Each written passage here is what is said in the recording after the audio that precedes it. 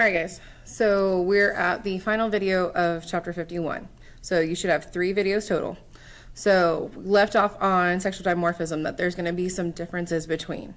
Interselection is going to be choices between the genders, and intraselection is choice within the genders. So AKA left off with talking about guys being the ones that are going to be competing or girls competing. So when we start to talk about female choice, that's going to be intersexual selection. So when a female penguin picks a male penguin.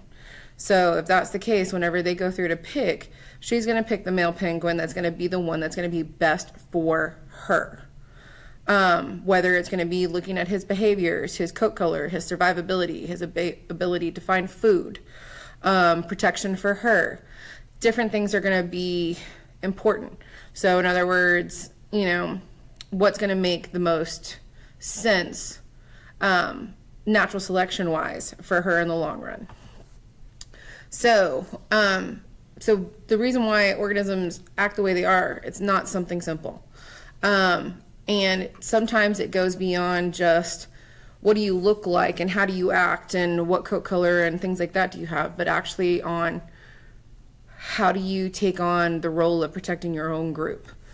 So we have certain things that will regulate how we behave. So fruit flies, they don't have very many genetics at all, period, to begin with. But they do have some that are going to be basically their master control. If you do this, this is going to be your response. If this happens, this is your response. And like I said before previously in another video, we have some of those same parameters that when this happens, we respond to our environment in this way. And some of it's ingrained, some of it is a protection mechanism, some of it's genetic. So based on location can dictate how you behave. So how we behave in Texas is not necessarily how they behave in Europe. So your behavior may change based on where you're at. So AKA, for example, this particular snake loves, because of where it's located, there's plenty of the little banana slugs. They eat those, they love them, yum yum. Other areas, they don't have them, so it's not what they eat. So AKA, if you go into the whole discussion of when you talk about Dr. Pepper, is it called a Coke? Is it called pop? Is it called a soda? It all depends on where you're at. And so kind of the same thing happens with them. You can't find Dr. Pepper everywhere. Just like you can't find some southern foods up north, but some of the foods up north can't find somewhere else. So case in point, one of my favorite foods to have is Cuban food. Don't have very many options of that in Texas. South Florida, where I'm from, tons of options. So when we start to talk about another behavior, we're going to talk about altruism. Altruism is basically looking out for others in your group without regard to what will happen to you. Just basically you're looking for the best and for the whole group. So when we talk about altruism, to go with a campus example, that would be our student resource officer.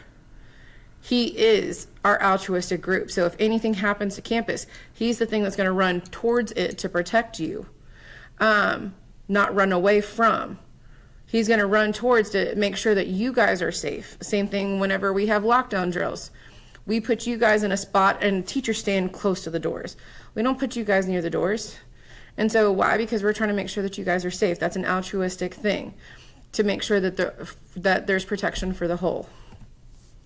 So as we talk about, and here's some other examples that kind of tie into it, of organisms sacrificing their life in order to make sure that the rest is taken care of.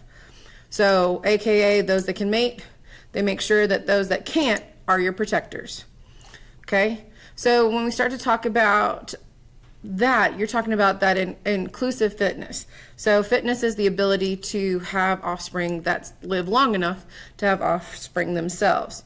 So that's the whole driving force behind natural selection, is us as organisms, our fitness levels and what we're able to produce. So if you have an organism that's going to help that's going to be that inclusive fitness, so it's not just theirs but the population as a whole. So, and that typically ties to your coefficient of relatedness. So how related you are is going to be how much you're going to try and protect. So in other words, that goes to the whole phrase of, don't talk about my mama kind of situation. Why? Because they're that person that is closely related to you. But are you going to go through and defend as much my mom that you have never met and don't know? No. But you will protect those that you are closest to. That's why sometimes we have almost that unfortunate in society where we just kind of pull away. It's like, I drove past them. They're not my family. They're just on the side of the road with a broken tire. I'm just going to leave them be. I don't know them.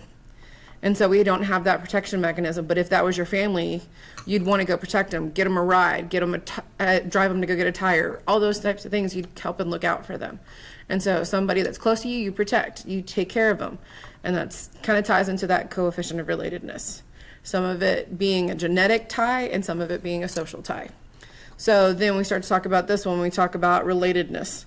This is where you start to see how closely related, how tied in they are to each other. So this is going back to that naked mole rat example that I gave you, the one that's in your text. Reciprocal altruism. So there's times where organisms that kind of work in tandem with each other. It's like, you protect me, I protect you.